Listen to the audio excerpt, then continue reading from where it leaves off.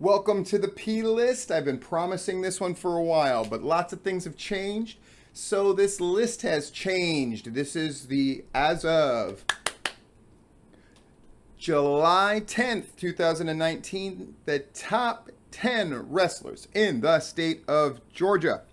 Normally these videos, next time I do a top 10 wrestlers, it'll probably go a lot faster, but I need to preface a couple of things, so I'm going to do so. This list is not based on entirely on any one solitary thing. Think of it more as a Pro Wrestling Illustrated style top 10.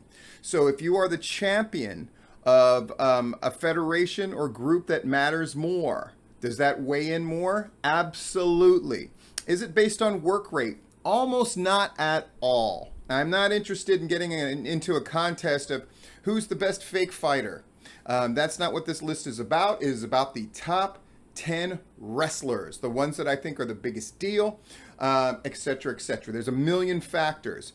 It's also not it's not based, except for just a little bit on this idea of who has beaten whom lately.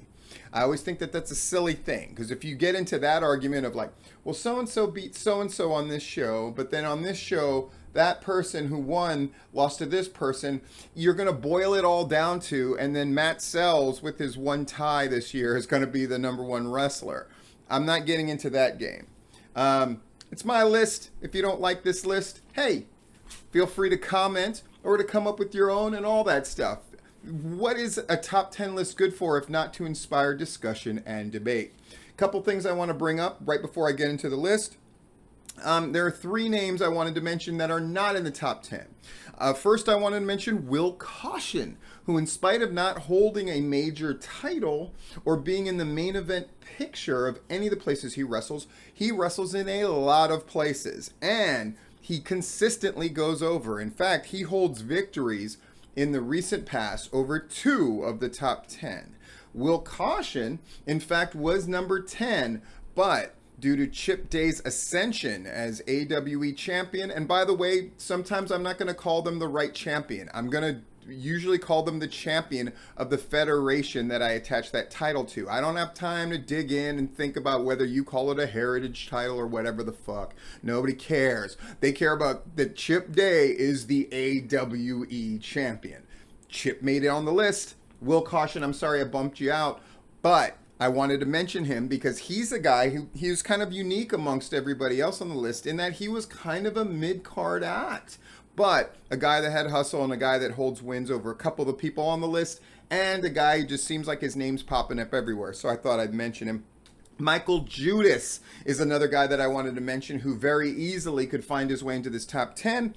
And then the guy that perhaps most people haven't heard of who could also make his way into the top 10 for a very different reason if he wrestled for more major feds. I would consider him, and that's Johnny Maverick. Who the fuck is that? Why don't you do a search yourself and find out. And now, the top 10. Number 10. Woo! Slim J. Fantastic wrestler. Always up for Technical Wrestler of the Year. Has really hit his stride. Really, this could have been higher, except for the fact that Slim J wrestles so much out of state now, and he's very much in demand. And this is about what you do in Georgia, but there's no doubt whenever Slim J hits the ring, no matter who he hits the ring for, he's phenomenal. He is a main event talent no matter where you have him on the card.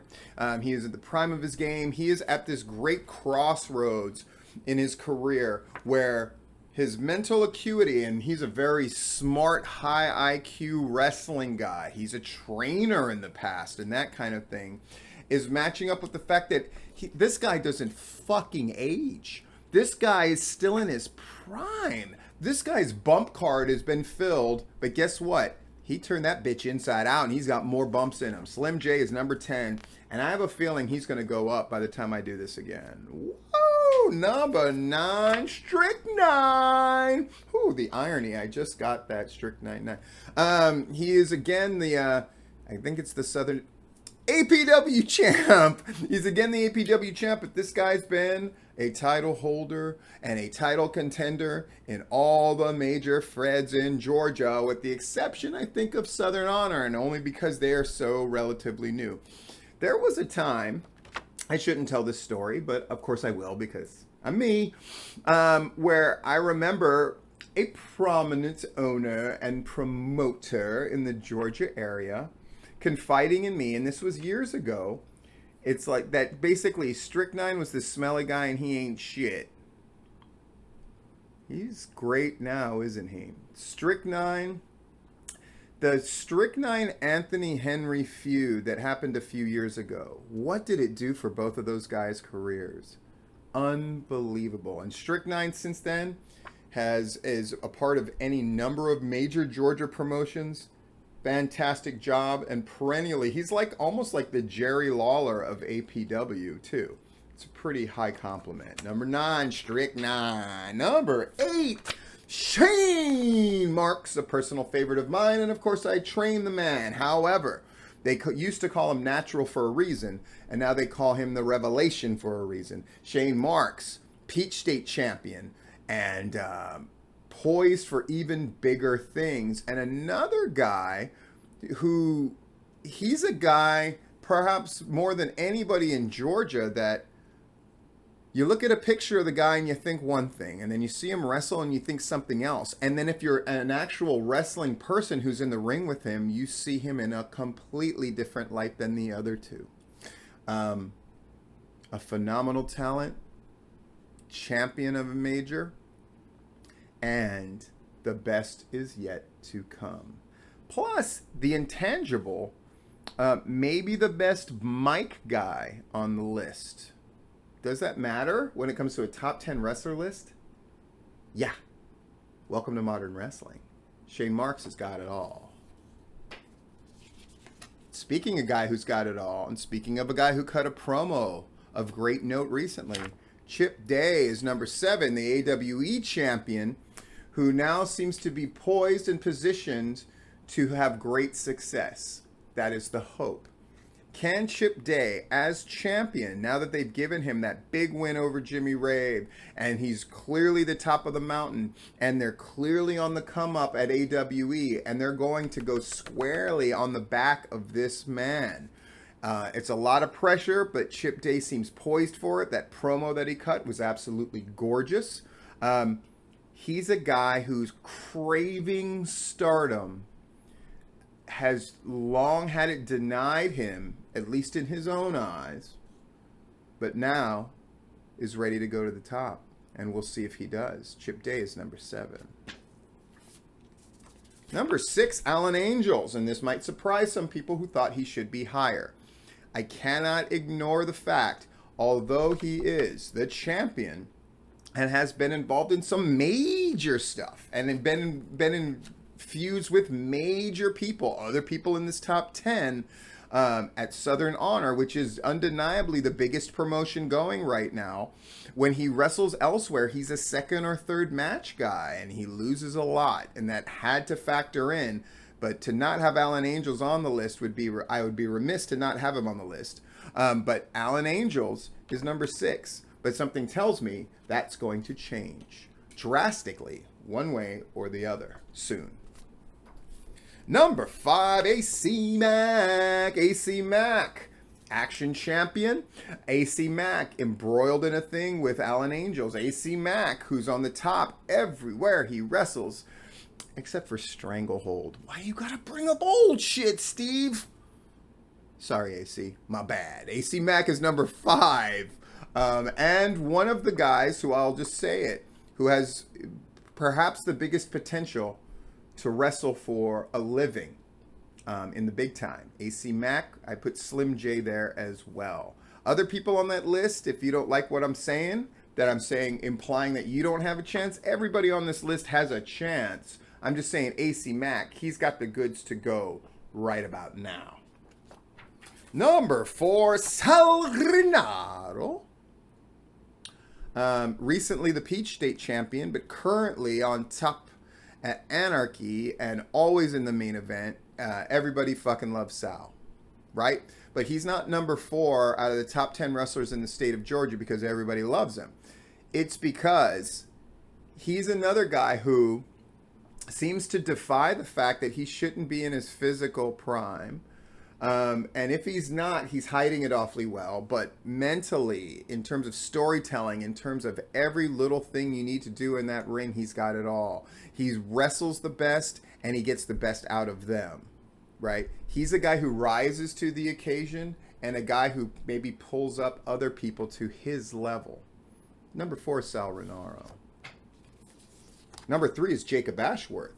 Now, a lot of people refute that Jacob Ashworth is a top-level wrestler. Horse shit, right?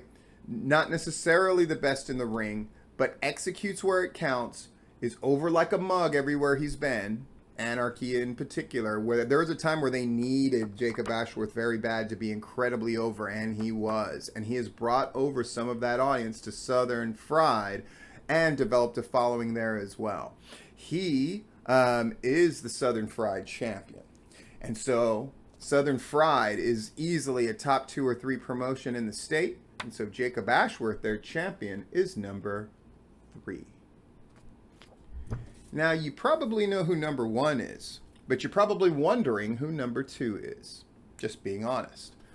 Number 2 is going to shock some people. It's possibly the most controversial choice of the 10. Some people would argue he doesn't even deserve to be in the top 10. Most would argue he definitely doesn't deserve to be 2, because after all, he's not the champion anywhere. But number 2, Corey Hollis, is the greatest heel in the state. Corey Hollis is the straw that stirs the drink in the biggest promotions in the state. Corey Hollis is at the top of his game, and what's scary is he's going to get better. Mark my words. Corey Hollis right now, he may not be the champ in Southern Honor, but he's the biggest deal they got, along with somebody else I'm about to talk about. Corey Hollis helped make the Jacob Ashworth title win the biggest deal at the biggest wrestling show that Southern Fried has ever done. Corey Hollis is the guy that you want. He's also the only guy who feels, out of the 10 wrestlers at the top, he's got a word attached to him that none of the others do. That's just an intangible greatness. And that word is dangerous. There's something about Corey Hollis that feels truly dangerous. And can you believe that this guy, who was considered a good hand a few years ago, but vanilla and kind of boring, has developed into the guy that I don't know what he's going to do. I don't know if promoters and bookers know exactly what he's going to do.